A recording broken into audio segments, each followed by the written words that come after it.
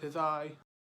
Hey everyone, glad to see you back. Glad to see you looking fresh. And today is the day we're talking about the best games of 2024. Of course, my favorite games of 2024. The best games were counted at the Game Awards.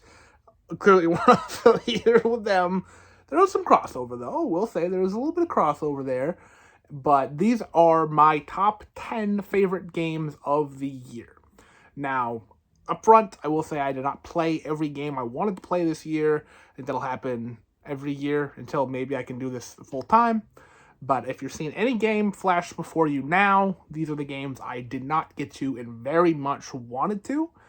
It's just sometimes like you're waiting for either a physical release, it to come to consoles, or anything. A game gets delayed further back than you expect it to. Plethora of reasons, just work and time and all that stuff get away from you. But any of those games I did not get a chance to play, so that of course they won't be on this list. We are ranking these from 10 all the way up to number 1. We'll mention some honorable mentions before we get to number 1, but without further ado, let's get into what you wanted to see here, starting off at number 10.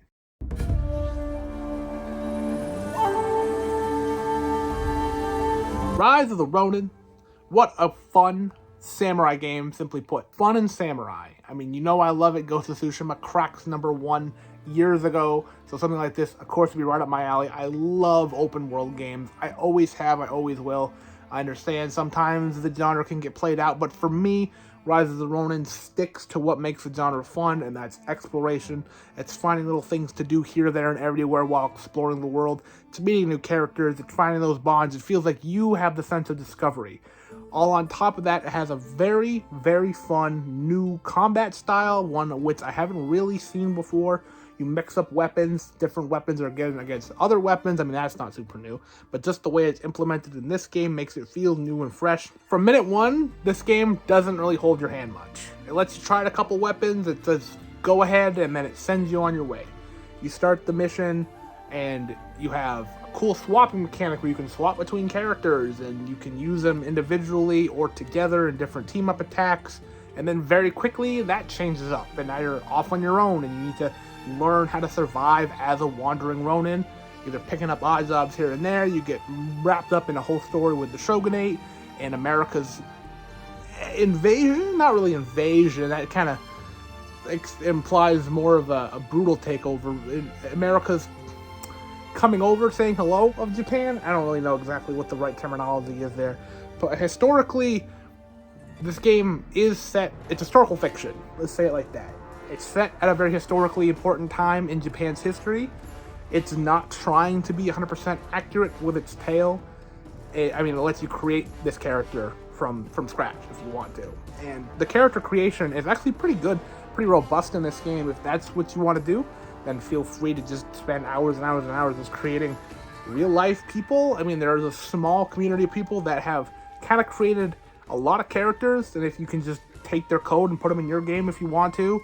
I mean, I did that. One of my people just looked like Jin Sakai because I spent like a half an hour creating one character, and then I realized I had to make the other one too, and I was like, oh, okay, I'll see if anyone online has any cool ones, and they did. They very much did. So Rise of the Ronin, great new IP from Ninja Theory, from Sony. I'd love to see a sequel maybe someday, an expansion of this world. It's the type of thing where you can just make the world bigger, put in new characters, set it in a new time period, whatever, and have a great experience there. Rise of the Ronin is absolutely one of the most fun games I have played on my PlayStation 5.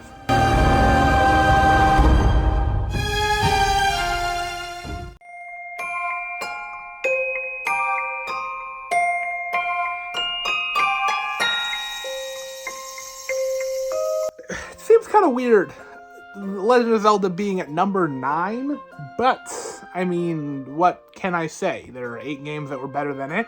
Legend of Zelda comes out and is the only representation from Nintendo on this list this year. Of course, I still really, really enjoyed it. It is a bit simpler than I kind of would have hoped, but the puzzles are there to kind of be a canvas for your own expression. How do you want to solve this puzzle? It kind of takes that thought process that Tears of the Kingdom and Breath of the Wild before it really started showcasing more and more and more, more specifically Tears of the Kingdom, and where it's like, if you can solve it, you solved it. There is a way I'm sure the developer had in mind of this is the best way to solve it, but if you don't solve it that way, they're not going to penalize you. You still get the reward, you still get the classic jingle, you get the key, you get the chest, you get the item, whatever it is to provide you along your journey. Now, this is the first Zelda game where you play as Zelda fully. There have been times where you take control of Zelda here, there, and everywhere, spin-offs and whatnot, but the first full mainline Zelda game where you play as the princess herself, and you have to save Hyrule on your own.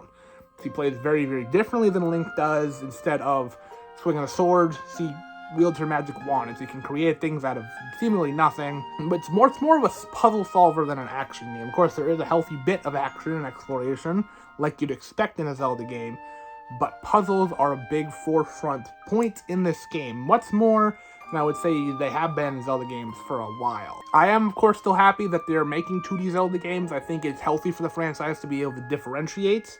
Getting a new Zelda every year seems crazy. It seems not excessive because I love it. I love the franchise. I'll always love the franchise, but it does seem kind of crazy that we got another brand new Zelda game already. I'm here for it.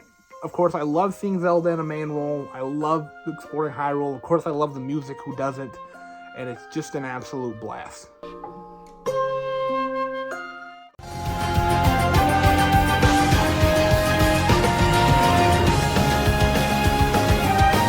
So this is one I was very, very, very excited about. As a little bit of an asterisk, I've never played a Suikoden game. So when people started telling me it's a spiritual successor to Suikoden, you really should play Suikoden, so another thing, I'm like, I don't know what that is. I eventually looked into it, and now they're doing a re-release of 1 and 2 on PS5, and I'll definitely be playing that in the future. So I don't come into this with any previous notions, any knowledge, anything. I just came into this looking to play a classic JRPG with 100 characters to find and collect, and be able to build my team the way I want to. That selling point was enough for me. I love games where you meet new characters and build your roster, and you gain. I've always loved that. You know, maybe it goes back to my monster collecting days in Pokemon. You know, I love Fire Emblem the most out of any strategy game because I love the roster so much and how you build character and teams and armies in that game. So this one immediately speaks right to me. Plus, it has a little bit of a town builder, which I love. I've spoken on that before. There's just so many parts of this game. Look right at me. They look right at Dan. They say, Dan, you'll like this. You'll like this. You'll like this. And I do. Right? It falls into classic pitfalls of classic JRPGs. Like, I still don't love random encounters. I don't think I'll ever love random encounters.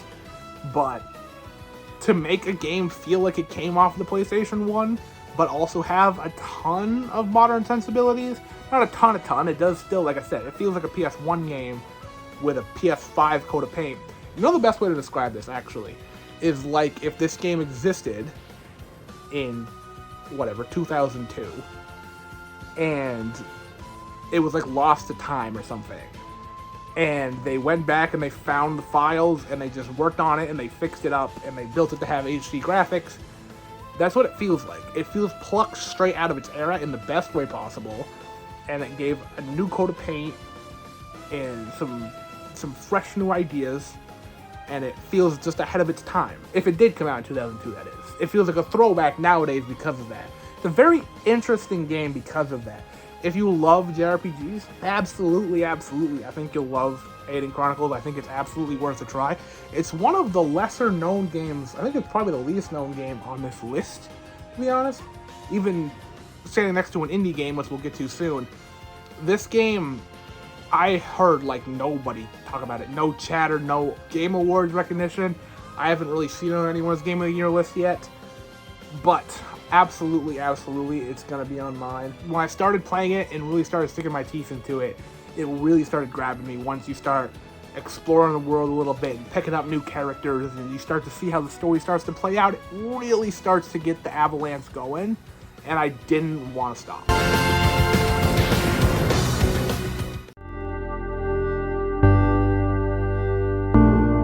So, me and Souls-likes don't get along well a lot of the time. I like a good number of them. I dislike a good number of them. I can see why people love them, though.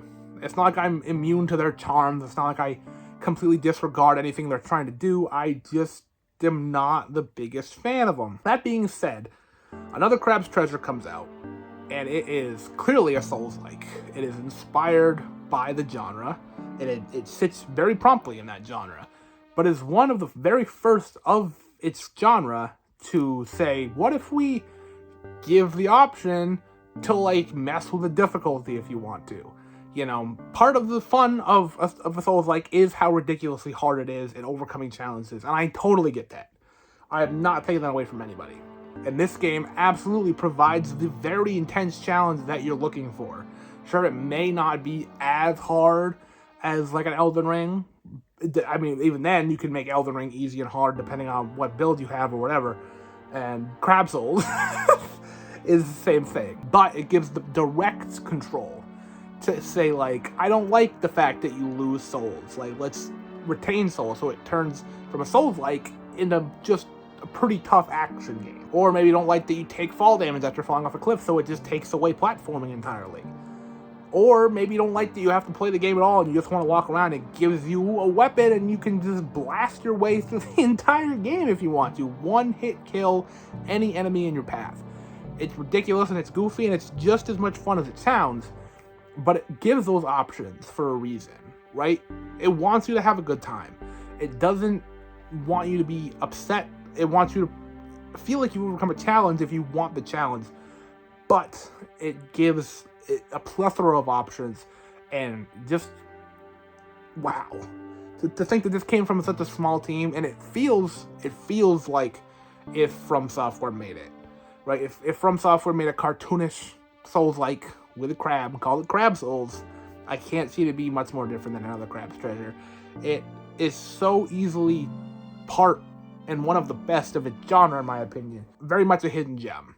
Another one that I haven't seen a ton of people really chatting about too much since it came out. There's a lot of hype up to it, and then after the fact, I haven't heard too much. But absolutely one of my favorite Souls-likes, my favorite indie game of the year, and I'm so glad I gave it a try.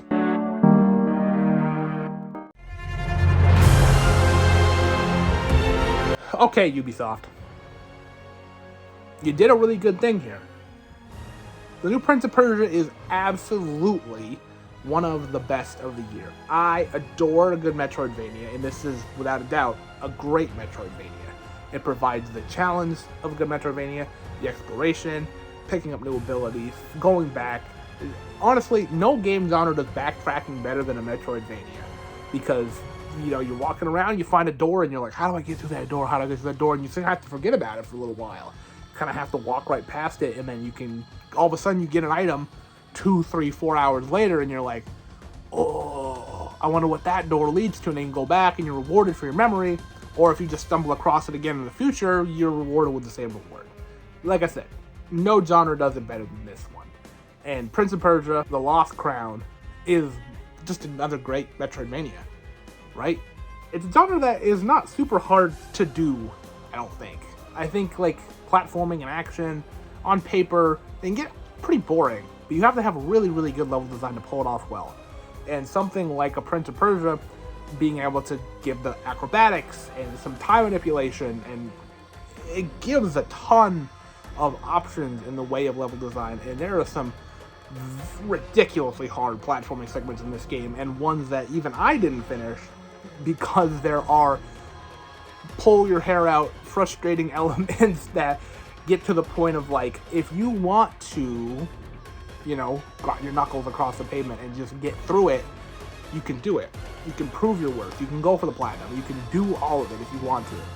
But, I mean, like Metroidvania, you don't have to 100% it if you don't want to. It's all about how much you want to explore, how much you want to get through, and I quite love my time with it. That being said, Ubisoft seems to want to bury this because it didn't perform well enough. I don't know. I think let the game be, let the game breathe, give it a sequel, like, let the thing grow. Positive word of mouth is a good thing, and Ubisoft is going through a heck of a thing right now, so maybe they're just trying to point fingers at something that's not the problem. But I'm here to shine a spotlight on the greatness that is New Prince of Persia, and I hope you all give it a try as well, because it is just that good.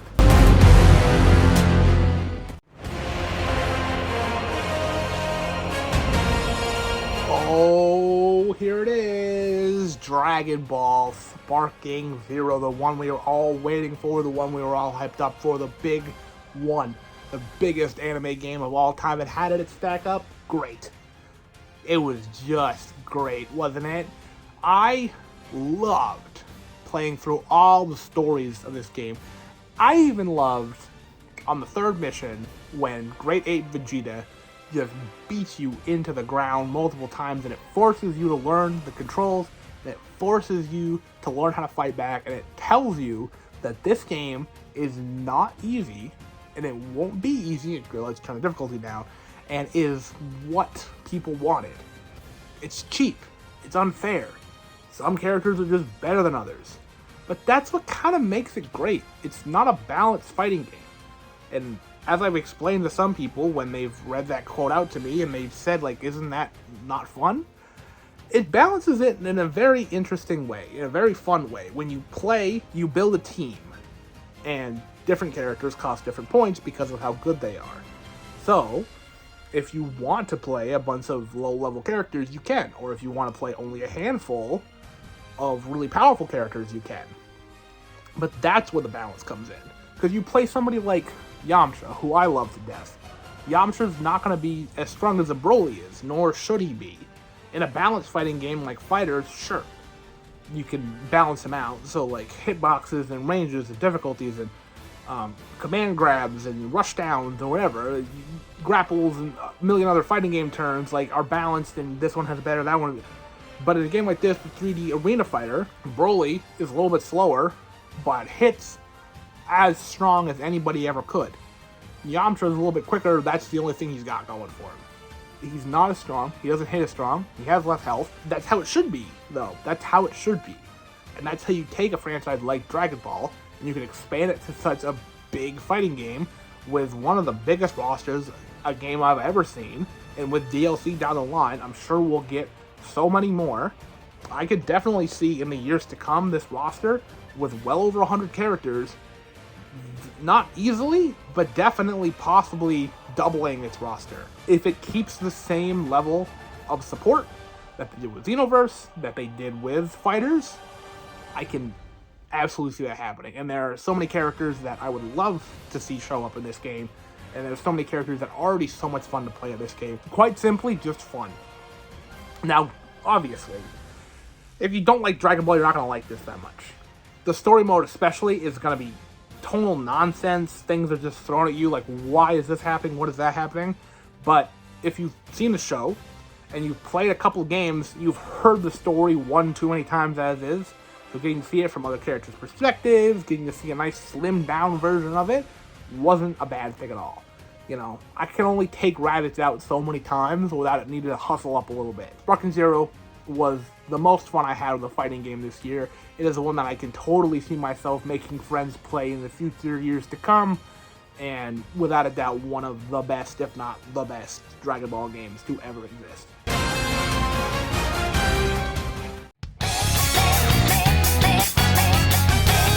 So I'm going to say right up front, if I play Metaphor ReFantazio, this one might not be this high. But you got lucky, Persona 3. And because of that, Persona 3 Reload sits up here at number 4 on our list today. So Persona 3, of course, back on the PS2 comes out, and PSP later down the line. This one has most of all the stuff, not all the stuff. I guess there was some things that weren't ported over, this, that, and the other thing. People were upset that it wasn't the perfect version, but for me, it was a totally new experience. I had never played Persona 3 before. As a huge fan of Persona 5, I of course have wanted to go back for quite a while, and I was just handed the opportunity on a silver platter. It's like, here you go, we're just remaking it for you on the console that you already play all the time. So I was like, perfect, let's go. I got it, and I dumped 80 hours into it, I think. I beat the Grim Reaper, I beat the game, fell in love with Junpei of all characters. I think the first boy in Persona is always going to be best boy, because Ryuji did the same thing to me. I haven't played Persona 4 yet. This is one that really made me want to play Persona 4, but also made me hesitate on playing Persona 4 now, because I can almost definitely see them doing a Persona 4, not reload per se, but remake, whatever they want to call it. So, do I wait? Do I just get Persona 4 Golden now? I don't know. We'll see. Big old question mark in my future there. But, get back to Persona 3. Of course the music's great. Of course the gameplay loop is great. It is interesting going back from Persona 5 and seeing how much the franchise had grown in just a couple entries. And you can see the more rudimentary, more grassroots nature of where the franchise went from here. The gameplay loop is ridiculously addictive. I would like it if the dungeon wasn't so big, but I mean, that's part of the fun, is being able to tackle this one massive dungeon. And once you get to the top, is it euphoric?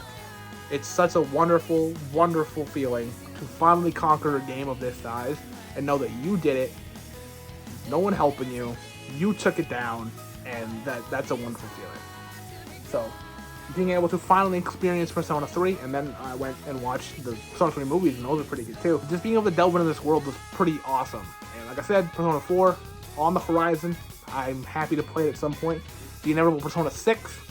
I think Metaphor ReFantazio people are kind of calling it as Persona 6 at the moment, but inevitably we'll get to Persona 6. I'll hop on that train as well. I'm sure I'll love it. So shout out to Atlus, because they have just been doing a wonderful job this year. Somehow, some way, Atlus shows up again, Vanillaware, creating one of the most addicting games I have ever played in Unicorn Overlord. Silly name, very silly name, very, very great game. I was so hooked on this that I got to the point where I was having like the Tetris effect in my dreams. Like when you play Tetris too much and you see falling blocks. I was having that, but with like moving units, changing units around in my army and then seeing them walk across the maps. I was having that a lot. I was very, very, very addicted to this game, and all I wanted to do was just keep on playing. Another game, much like Eiyuden Chronicles, where I just wanted to see what new characters I could collect to my army. I love games like that. I love that progression system. I love just constantly meeting new characters and finding new favorites and, like, honestly forming relationships between different pairings, seeing what pairings work, knowing that if I want to play this game again, there are millions of different combinations I can have on team buildings, because there's so many characters that I couldn't even use them all in one playthrough, and I know there's a couple characters I missed that I didn't get, and so if I ever want to play this game again, full stop, then I can just not use the same teams again, and it'll be a completely different experience. That's kind of magical when you can get an RPG that good, that like that has that kind of gameplay loop. Honestly, I find myself playing RPGs, I get stuck in the same familiar trappings sometimes, and sticking with only my favorite characters and not really expanding past that. But this one, I had so many characters that I cared about, so many ones that I made like captains of their own little squadrons, and so very easily I could just keep those same captains and then mix up a team behind them. Maybe there's a strategy that I come up with the second go round that I didn't think of the first time. There are how many characters? There's 50 that you can play in one try, and that I think there's over 60 characters total that you can play. So there's more that I just didn't play much because they weren't part of any individual unit. And I can talk about this game all day, honestly. Unicorn Overlord, if it comes to PC, then play it there. It's a goofy name, don't get me wrong.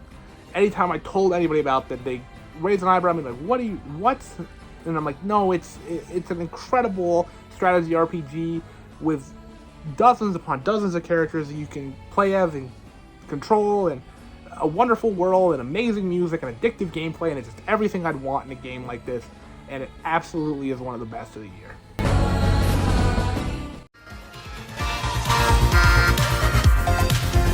You know how hard it was not putting this at number 1? Astrobot is one of the biggest love letters to gaming I have ever played. I have never in my life seen a game that loves games more than Astro Bot does. It quite simply is just looks at the history of PlayStation, all 30 years of it, and is just like,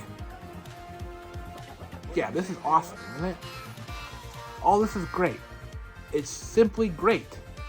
And I agree. On top of just being a really solid platformer, it just oozes charm and oozes new ideas. Every level is something new. It's... I mean, what is there left to say? It won Game of the Year, for crying out loud. Music, incredible. Gameplay, incredible. Characters, I mean, there's not much characters. Astro Bot's a lovely little guy, but, I mean, you meet a ton of characters that you may know and you may love along your journey, so I guess you could say it's incredible. Exploring is incredible. It's just an incredible... It's the only problem with it is not long enough.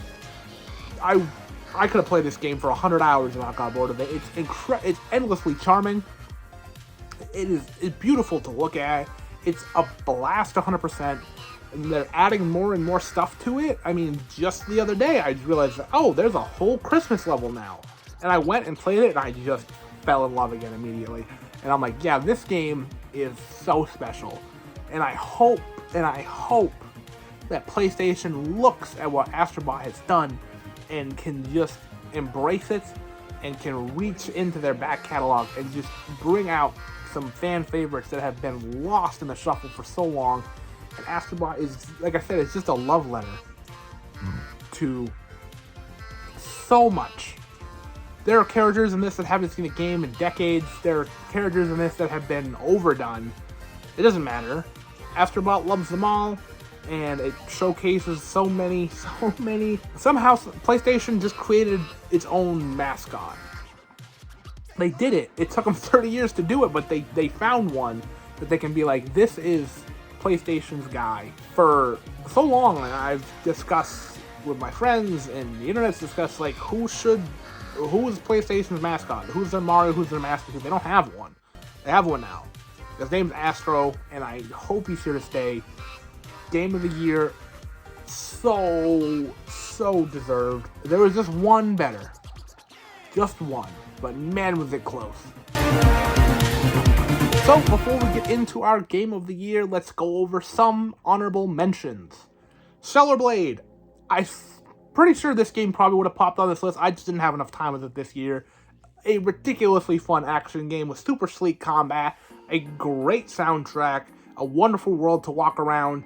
It's just an absolute blast. Another franchise that I hope PlayStation grabs hold of and keeps with, because it's a great new IP that I can totally see working in future iterations. Sandland. Another one that was on the list at one point, just I played more games and it kind of got shuffled off. Open world RPG based on Akira Toriyama's work. Of course, I'm gonna like it. There are some issues with it that it kind of fell off the list, but absolutely, if you liked the anime or if you just want to experience more stuff from Toriyama, this game, without a doubt, you should give it a try. Like a Dragon: Infinite Wealth kind of proved to me that maybe these Yakuza games aren't for me. I can see the quality here, and I really enjoy parts of this.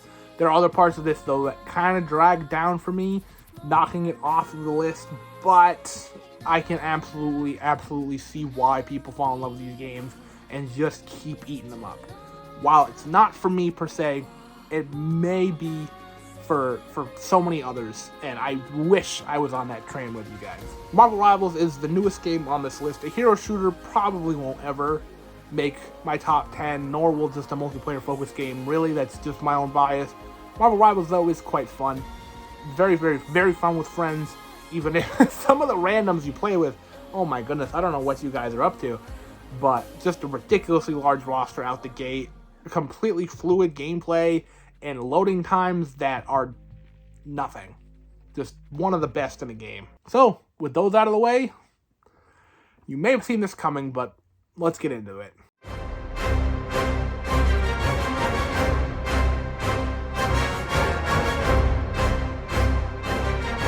Final Fantasy VII is very important to me in a way that not many gaming franchises are.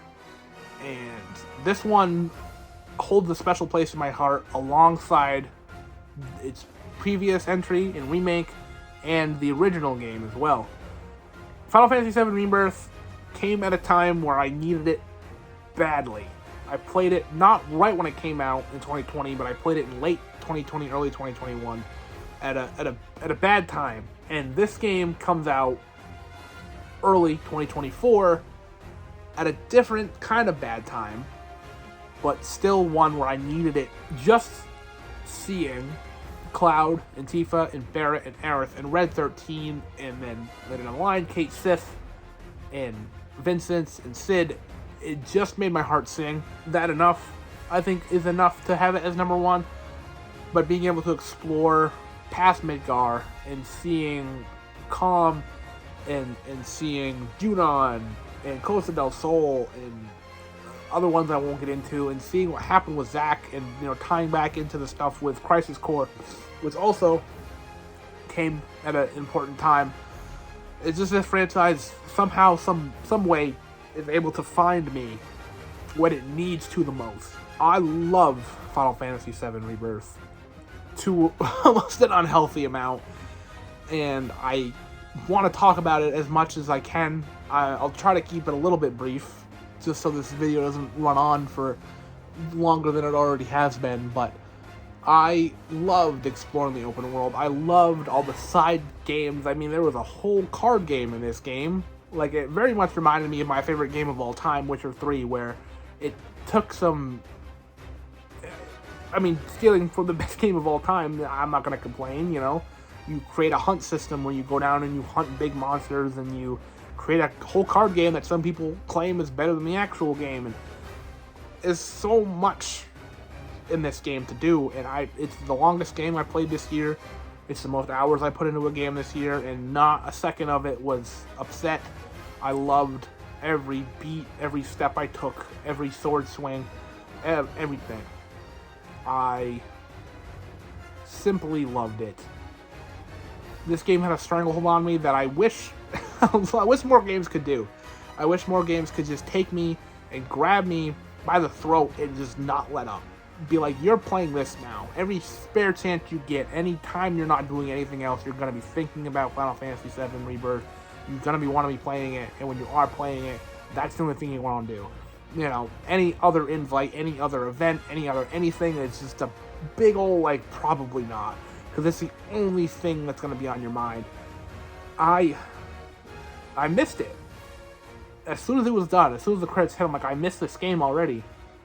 I want more, I want to keep going, I don't want it to stop, I don't want to leave yet, and now we wait.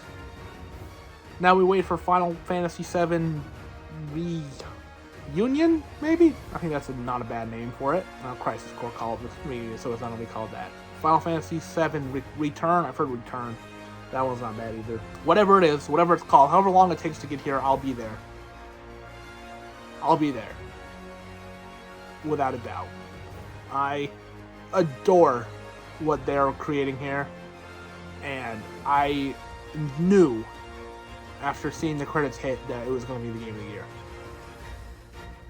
Everything that came after, it was compared, and nothing could beat it.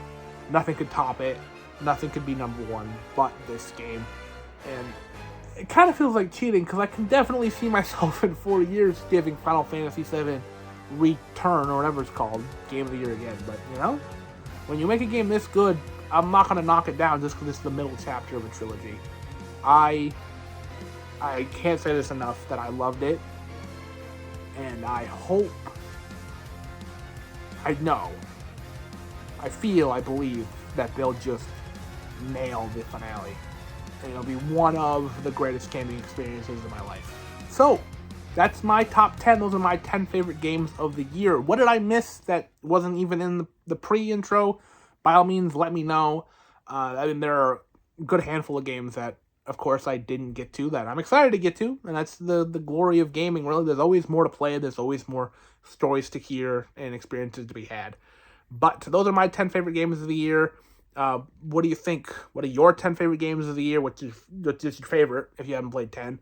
But let me know down below. Thank you so very much for watching. And as always, like this if you like this, subscribe if you haven't already, and I will see you at some point.